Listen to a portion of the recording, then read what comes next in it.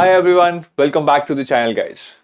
RBI, the Reserve Bank of India is one of the most sought after jobs for the unemployed people in India.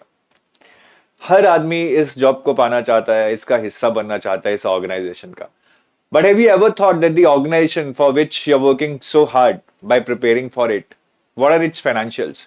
वो पैसा कितना कमाती है, कहां से कमाती है, कितना खर्चती है, कहां खर्चती है, कितना प्रॉफिट कमाती है.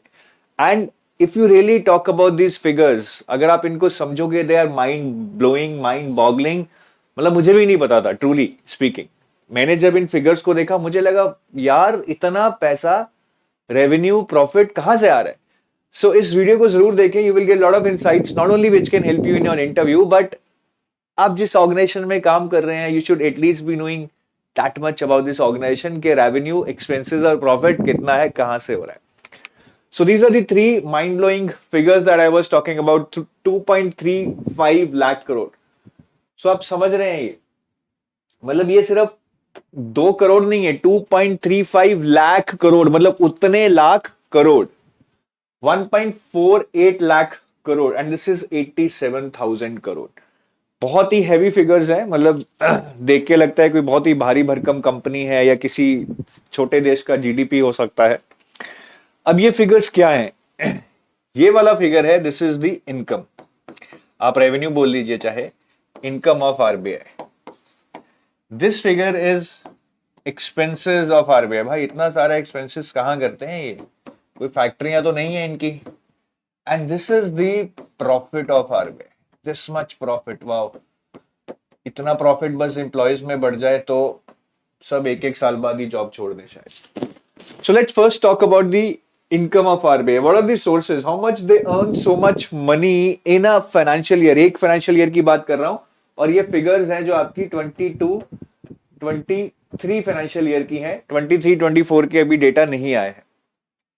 तो 2.35 लाख करोड़ का जो इनकम है, रेवेन्यू है, उसके तीन मेन सोर्सेज हैं. The first one is seigniorage, which is a very interesting term. You should know seigniorage क्या होती है.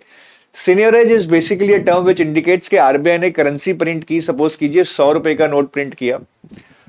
वो नोट प्रिंट करने में आरबीआई का कितना रुपया लगा? 2 या 3 रुपए. अल्टीमेटली वो तो प्रिंटिंग कॉस्ट है और आरबीआई ने वो किसी को आगे दे दिया 100 रुपए में. So RBI makes a profit by printing money and selling it at its face value. That is called seigniorage. ठीक है.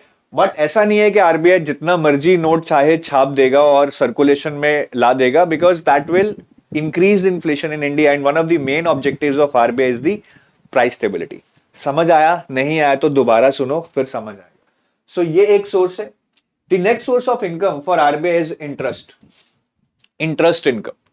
अब interest income RBI की बहुत ज्यादा है. जो भी RBI के पास पैसा है, from whatever sources it has come, RBI will lend it to the banks or the government and earn interest on that.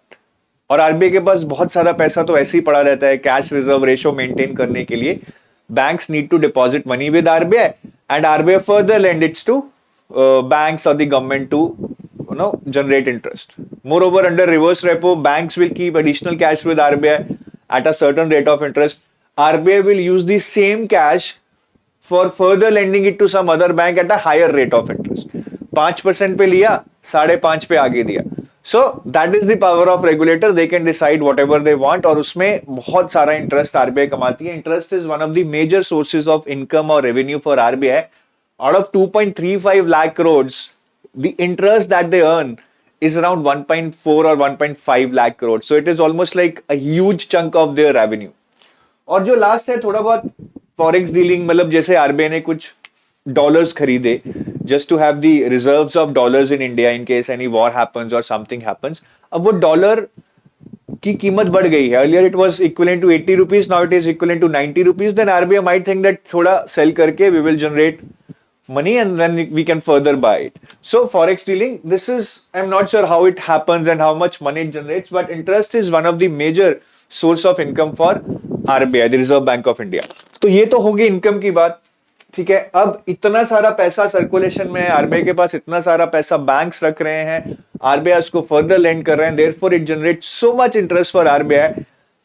भाई इधर से लिया उधर दिया, मजे हैं. 2.35 लाख करोड़ का रेवेन्यू जनरेट कर लिया. Now let's come to the expenses.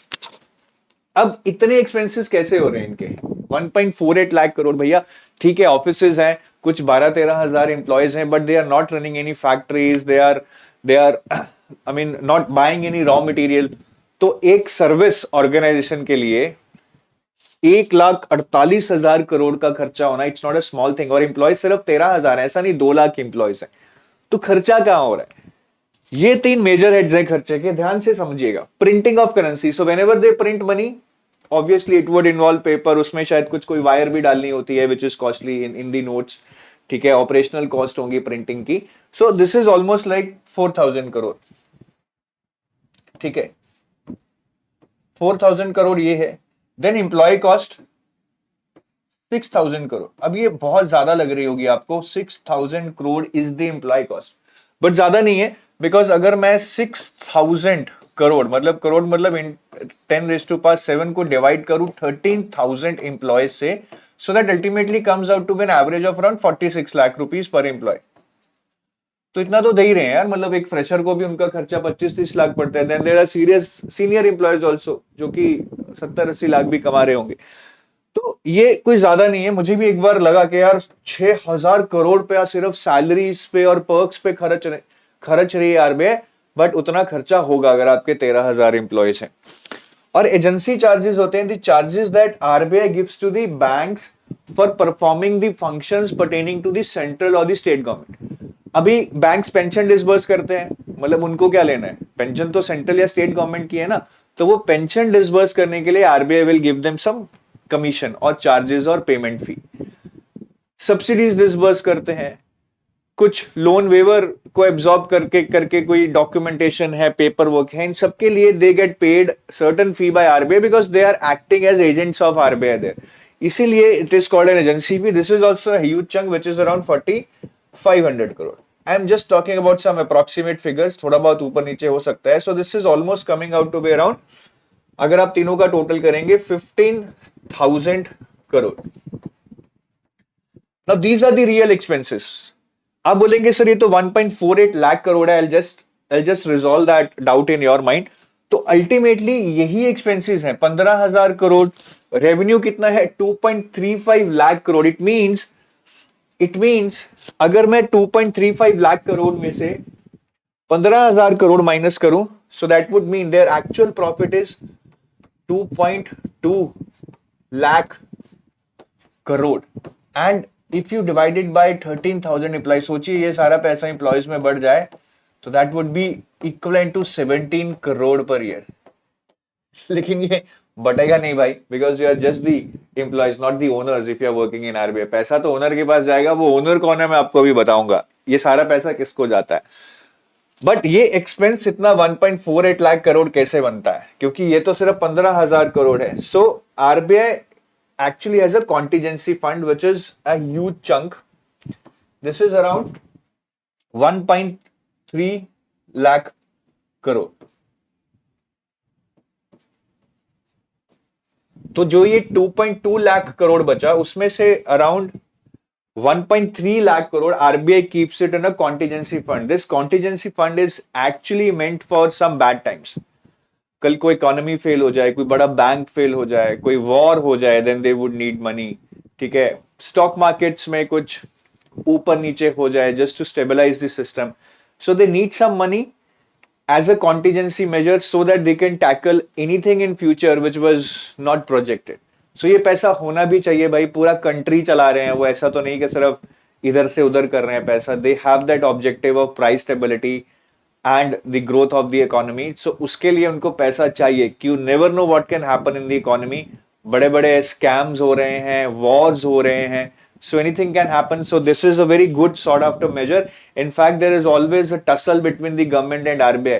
Government बोलती है आप कॉन्टिजेंसी फंड में इतना क्यों डाल रहे हो, इतनी क्या जरूरत है, but RBI does know, we know better कि हमें जरूरत पड़ सकती है, so we will keep that money in the contingency fund.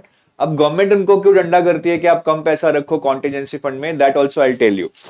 So this is about the expenses. ठीक है, ये 1.3 lakh crore they kept in the contingency fund, but even after that, ठीक है, अगर ये आपका रेवेन्यू है, ये आपके एक्सपेंसेस हैं, you are still left with 87,000 crore which is also a huge chunk of money. Even if 87,000 crore is distributed among 13,000 employees, I think that would be somewhere around a huge figure. ठीक है, वो आप calculate कर सकते हैं, मतलब 87,000 by 13,000, तो 7-8 करोड़ हो गया वो annually. But again, you are not the real owner, you are the employees if you're working in that organization. The real owner of RBI is the central government. तो ये सारा पैसा 87,000 करोड़ जो 22-23 में आरबीआई ने दिया है, it has given to the central government of India, because that's the real owner of RBI and this is where that real money belongs to. And that is why central government says कि भैया इसमें पैसा कम डालो contingency fund में, because lesser the money RBI keeps it here, the more would be left for central government. And central government needs money because ultimately central government ही है जो social welfare schemes चला रही है, इंफ्रास्ट्रक्चर बिल्डअप कर रही है, defence systems को consolidate कर रही है, स्ट्रॉन्ग बना रही है. सो central government also needs money. And therefore, many a times you will see the tussle between the governor and the central bank, because governor would say, no, we will keep money in the contingency fund for any unforeseen circumstances in future. Central government will say, अरे यार हमको दे दो यार, हम लोगों का भला करेंगे, इंफ्रास्ट्रक्चर बनाएंगे.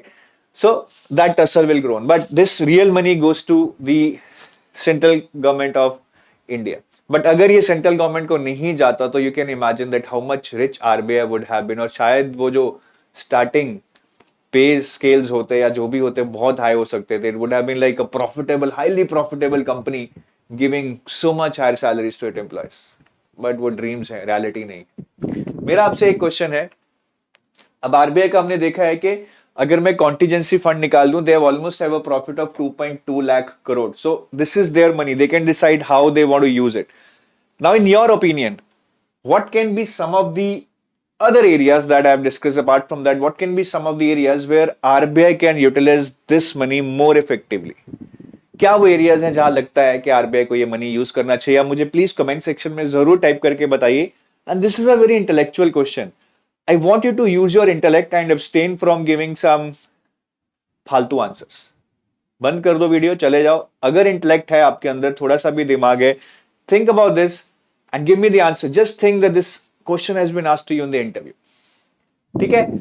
और बाकी I'll also tell you about this RBI Grade B Manager Guidebook. So this is a very good solution, very good guidebook for somebody who is just starting for RBI. You will get complete information about RBI as an organization, as in salaries, promotions, hierarchies, departments, everything.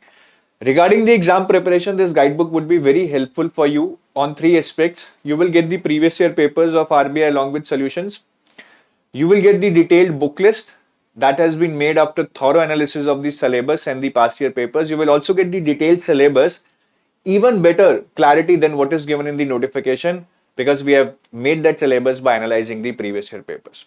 तो ये कुछ चीजें हैं जो आप इस guidebook से कर सकते हैं. This is absolutely free. We are not charging anything for it. You can just go to the description of this video. There is a link to download this guidebook and everything will get resolved for you. And these are our courses: Gold Pack, Silver Pack. Gold Pack is a combined course for phase 1, phase 2 and interview, as in it has a complete solution. And then we have a Silver Pack which is mainly for phase 2 and interview, but you will also get the phase 1 current affairs there. So quant reasoning English will not be available here. बाकी demo material देखो, मेरे कहने पे मत जाओ. Go to the description of this video. There is a demo material. Click on that. Check the quality, check the comprehensiveness, and then only if you feel that now you belong to here, you are most welcome to the EduTab community, where I mean, thousands like you are preparing and giving their best and competing in a healthy manner to vie for this excellent job. But I'll also like to tell you about our blog. So if you go to the RBI website, EduTab's website, edutab.co.in, under free material, you will get this blogs. Just click on the blogs and then select the category for the exam you want to know the information about. Suppose you want to know about RBI, you click on RBI. Right, so here you will get a lot of information which is very nicely written on our blogs about RBI, various success stories of toppers from different fields, what have been their challenges, what resources they use, everything you will get. Now, apart from success stories, you will also get other information with respect to the exam pattern, the previous year paper, is a RBI Grade B exam tough, how to prepare for government schemes, strategy and preparation. So a lot of information is there.